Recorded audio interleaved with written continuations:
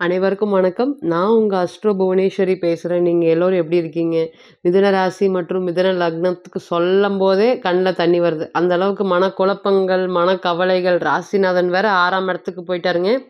போற வரவெல்லாம் கருத்து சொல்றானுங்க. நம்ம அவன் வீட்டுக்கு சாப்பிட்றக்கு போறோமா இல்லையான்னு தெரியல. நான் உண்டு என் வேலை உண்டுன்னு இருக்கேன். அட போங்கடான்னு சொன்னாலுமே ஒதுக்கி வச்சாலும் பிரச்சனை. என்னன்னு போய் பக்கத்துல பேசினாலும் ஏதோ ஒண்ணு சொல்லி விட்டுறானுங்க. இந்த மாதிரி நெறைய விஷயங்கள் கஷ்டமான வாழ்க்கைய கடந்து வந்திருக்கீங்களா? அப்படின்னா கடந்து வந்திருக்கீங்க. நெறைய விஷயங்கள் என்னால முடிஞ்சத மத்தவனுக்கு உதவி செய்றேங்க. இருந்தாலும் என்னுடைய வாழ்க்கை எனக்கு ஏமாற்றத்த தாங்க குடுத்துச்சு அப்படிங்கிற மாதிரி நெறைய மன உளைச்சல்களும் இருக்கு.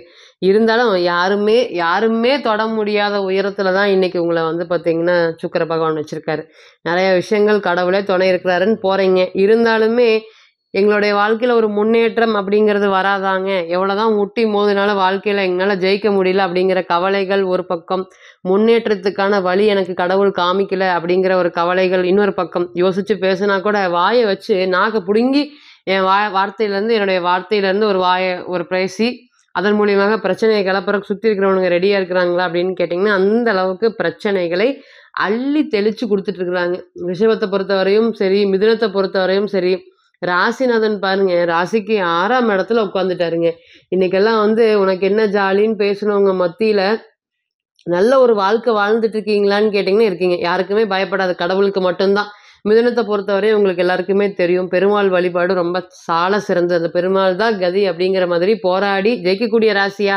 நிச்சயமா 100% ஜெயிக்கக்கூடிய ராசி. ஏன்? புதன் பகவான். ராசிநாதனை புதன் பகவான் வரதுனால கழுவுற மீன் நழுவுற மீன் சொல்லலாம். மிதுனத்த பொறுத்தவரையும் வந்து பார்த்தீங்கன்னா, தனக்கு ஒரு விஷயங்கள் வேணும்னு அத நெனச்சுட்டாங்கன்னா, அதுக்கு வந்து மத்த விஷயத்த விட ஒரு விஷயம் வேணும்னு பிடிவாதமா புடிச்சுட்டாங்கன்னா, 1000 மடங்கு எஃபோர்ட்ஸ் போட்டு ஜெயிக்கக்கூடிய ராசி. அதுல எந்த ஒரு மாற்றமும் இல்லைங்க.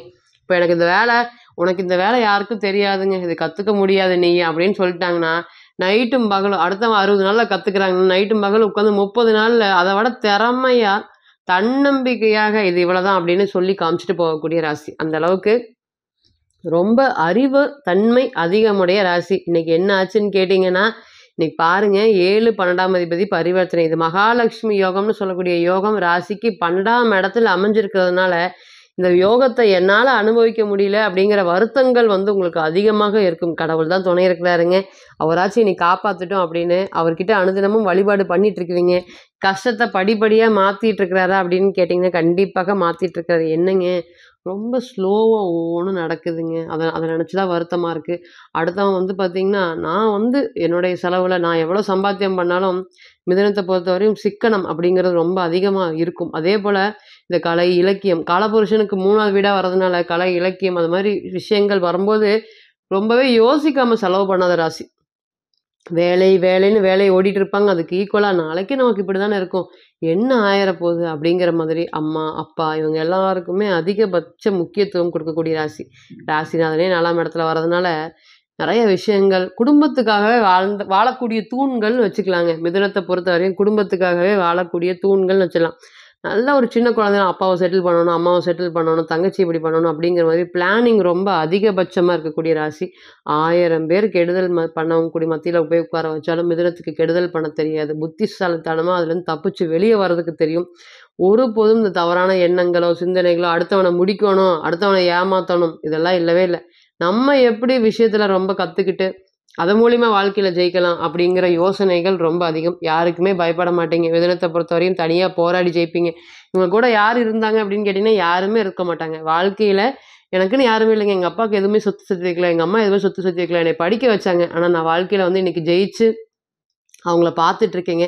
தனி ஒருத்தனா போராடிட்டு இருக்கேன். ஆனா இன்னைக்கு என்னன்னு கேட்குறாங்க, அப்படி போராடியும் மத்தவங்களுக்காகவே வாழ்ந்தீங்களா அப்படின்னு கேட்டீங்கன்னா, வாழ்ந்திருப்பீங்க. சகோதரன் சம்மந்தப்பட்ட விஷயங்களும் சரி, சகோதரன் சம்மந்தப்பட்ட விஷயங்களும் சரி, கூட பிறந்தவங்களுக்காகவே நான் சில விஷயங்கள் தண்டனை அனுபவிச்சிருக்கேங்க. அவங்க வாழ்க்கைய அவங்க வாழ்றாங்க. ஆனா நீங்க வாழ்ந்தீங்களான்னு கேட்டீங்கன்னா, வாழவே இல்ல. என்னைக்குமே அடுத்தவங்க நலனை முக்கியத்துவம் அதிகம் கொடுக்கக்கூடிய ராசி மிதுன ராசி. தனக்கு ஒரு கஷ்டம் வந்தாலும் மிதுனத்த பொறுத்தவரை வெளிய காமிக்காதுங்க. வெளிய சொல்லாது. அந்த கஷ்டத்த முடிஞ்சதுக்கப்புறம் எனக்கு இந்த மாரி ஒரு பிரச்சனை வந்துச்சு. அது முடிஞ்சுரு. அப்படின்னு வீட்ல ஒரே லைன்ல சொல்லி அமைதியா இருக்கக்கூடிய ராசி. என்னதான் யோகம் வந்தாலும் அந்த யோகம் அம்மா குடுக்கட்டும், அப்பா குடுக்கட்டும், அப்பா சாப்பிடட்டும். அப்படிங்கிற மாதிரி தான் ஒண்ணு அனுபவிக்கலைனாலுமே அடுத்தவங்களுக்கு நலனுக்காக வாழக்கூடிய ராசி. நெறைய ஆசைகள் இருந்தாலும் அதையெல்லாம் மனசுல பூட்டி வச்சுட்டு சுயமா, கௌரவமா வாழ்க்கையில முன்னுக்கு வரணும்னு இன்னைக்கும் நெனச்சு ஓடிட்டுருக்கீங்களா? அப்படின்னு கேட்டீங்கன்னா, ஓடிட்டுருக்கீங்க. இன்னைக்கு பாருங்க 7, 12ஆம் அதிபதி பரிவர்த்தனையாகி 12ஆம் இடத்துக்கே போறாரு. அப்ப இந்த நேரம் ராசிநாதன் 6ஆம் இடத்துல வக்ரமா இருக்காரு. அப்ப இனி வரக்கூடிய காலங்கள், ஓம் சனீஸ்வர பகவானே போற்றி போற்றி, ஓம் பெருமாள் நமக அப்படின்னு சொல்லிட்டு, முதல் தரமான யோகம் என்ன மாதிரியான பலன்கள குடுக்க போகுது? பரிவர்த்தனையா யார் வராரு? குரு 7ஆம் இடத்துக்கு வராரு. அப்ப மகாலட்சுமி யோகம். குருங்கிறது சுபகிரகம், சுக்கிரன்கிற சுபகிரகம் பரிவர்த்தனை ஆகுறாங்க. பரிவர்த்தனையாகி 12ஆம் அதிபதி 12ஆம் இடத்திலேயே ஆட்சி பெறாரு. 7ஆம் அதிபதின்னு சொல்லக்கூடிய குரு பகவான் 7லயே ஆட்சி பெறாரு. அப்ப குரு பகவான் 7ல ஆட்சி பெறது ஒரு நல்ல ஒரு யோகமா அப்படின்னு கேட்டிங்கன்னா, யோகம். அப்ப என்ன மாதிரியான பலன்கள குடுக்க போகுது? அவர் பாதம், குரு பகவான் பாதம் வணங்கி இனி வரக்கூடிய காலங்கள் ஒரு நல்ல ஒரு 10 பலன்கள். நீங்க இதுக்கு முன்னாடி சொன்னது எல்லாமே நடந்திருக்கு. நாங்க ஆல்ரெடி இதெல்லாமே கடந்து வந்திருக்கிறோம். நெறைய விஷயங்கள கடந்து வந்துட்டோம். இன்னைக்கும் வருத்தப்பட்டுட்டு இருக்கிறோம். இன்னைக்கெல்லாம் இப்படி ஆயிடுச்சே! இது ஏன் சரி பண்ணியிருக்கலாமா? அப்படின்னு சொந்த பந்தங்கள் மத்தியில நெறைய மனக்கவலைகளோட வாழ்ந்துட்டு இருக்கீங்க. இனி வரக்கூடிய காலங்கள் முதல் தர யோகமாக 7ஆம் அதிபதி 7லயே ஆட்சி பெற்று குரு பகவான் ராசிய பார்க்குறாருங்க. அப்ப குரு பகவான் ராசிய பார்த்தா என்ன? எந்த ஒரு யோகாதிபதியும் சரி, இல்ல சுபகிரகமும் சரி, ராசிய பார்க்கும்போது எவ்வளோ பிரச்சனைகள் இருந்தாலும், அந்த பிரச்சனையில இருந்து வெளிய வரதுக்கு உண்டான ஒரு சூழ்நிலைகளை ஏற்படுத்தி குடுப்பாரு. அப்ப வந்த காசு உடனே தங்க மாட்டேங்குதுங்க. காசு வந்த இடமும் தெர்ல, போற இடமும் தெர்ல. வியாபாரத்திலயும் அதிக லாபங்களும் வரமாட்டேங்குது. தினக்கூலி செஞ்சாலும் சரி, எந்த ஒரு விஷயம் செஞ்சாலுமே ஒரு நெகட்டிவாவே நடந்துட்டே இருக்கு. கண் திருஷ்டிகள் மிதுனத்த பொறுத்தவரையும் அது ரொம்ப அதிகமா இருக்கு. இனி வரக்கூடிய காலங்கள் இதுல இருந்தெல்லாமே படிப்படியாக வெளிய வருவீங்களா? கண்டிப்பா வருவீங்க. 2வது ஒரு பெரிய விஷயத்த நெனச்சு நான் பயந்துட்டு இருக்கேங்க. தலைக்கு வந்தது தலப்பாவோட போயிருச்சு அப்படின்னு ஒரு ஆறுதல் கிடைக்கக்கூடிய ஒரு சூழ்நிலைகள ஏற்படுத்தி குடுக்குமா? அப்படின்னு கேட்டீங்கன்னா, குடுக்கும். 2வது இது சாதனை படைக்கக்கூடிய யோகமா இருக்கிறதுனால, இன்னும் சொல்லணும்னா, பணம் சம்மந்தப்பட்ட விஷயத்துல இருக்கக்கூடிய பிரச்சனைகள் எல்லாமே இனி விலகக்கூடிய படிப்படியாக விலகுமா? அப்படின்னு கேட்டீங்கன்னா, படிப்படியாக விலகும். நெறைய விஷயங்கள் 7 சனி வரும்போதும் சரி, இன்னைக்கு ராசிக்கு பாருங்க 9ஆம் இடமான பாக்கியஸ்தானத்துல சனி இருக்காரு. அடுத்தது 10ஆம் இடமான லாபஸ்தானத்துக்கு போறாரு. குரு பகவான் பத்தி ஒரு பக்கம் பேசும்போது, சனீஸ்வர பகவான பத்தி பேசணுமா? நிச்சயமா பேசணும்.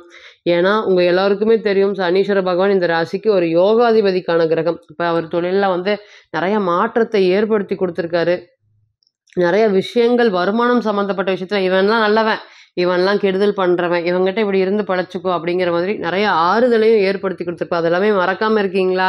நெறைய கசப்புகளை தான் அள்ளி குடுத்திருக்காரு. அது எல்லாமே மறக்காம இனி வரக்கூடிய காலங்கள் உங்கள அள்ளி குடுக்கக்கூடிய ஒரு சிச்சுவேஷன்ல குரு பகவான் இருக்காரு. அப்ப 1000 கேள்வி இதெல்லாம் நடக்குமா? நடக்காதா? அப்படின்னு உங்க மனசுக்குள்ளார 1000 கேள்விகள் இருந்தாலும், இனி வரதுக்கு எல்லாத்துக்குமே முதல் தர யோகமான குரு ராசிய பார்க்கறனால படிக்காத குழந்தைகள், படிப்புல நல்ல சுட்டித்தனமா இருக்குங்க. இருந்தாலும் இந்த படிப்பு சம்மந்தப்பட்ட விஷயங்கள் எல்லாமே இந்த கடந்த ஒரு 2 வருட காலமாகவே ரொம்ப ஸ்ட்ரகிள் ஆயிட்டே இருக்கு அப்படின்னு சொல்லக்கூடிய நபர்கள் அனைவருக்குமே, இனி வரக்கூடிய காலங்கள்ல வீட்டு சம்மந்தப்பட்ட விஷயங்களும் சரி, படிப்பு சம்மந்தப்பட்ட விஷயங்களும் சரி, பொருளாதாரம் சம்மந்தப்பட்ட விஷயத்துல ஒரு நல்ல ஒரு மாற்றத்தையும், ஒரு யோகத்தையும் அதிகபட்சமாக குடுக்கக்கூடிய ஒரு சிச்சுவேஷன்ல இருக்காரு.